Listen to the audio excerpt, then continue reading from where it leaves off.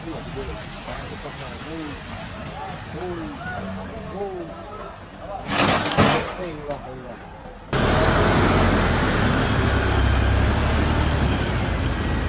February 20 and 21st, 2025, Istanbul experienced an extraordinary snowstorm that disrupted daily life across the metropolis.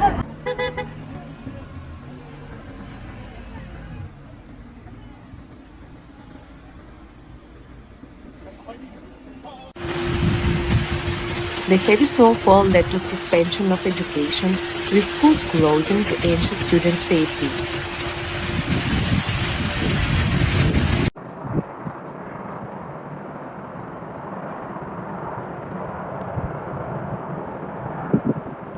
Public transportation faced challenges, though services like metro and buses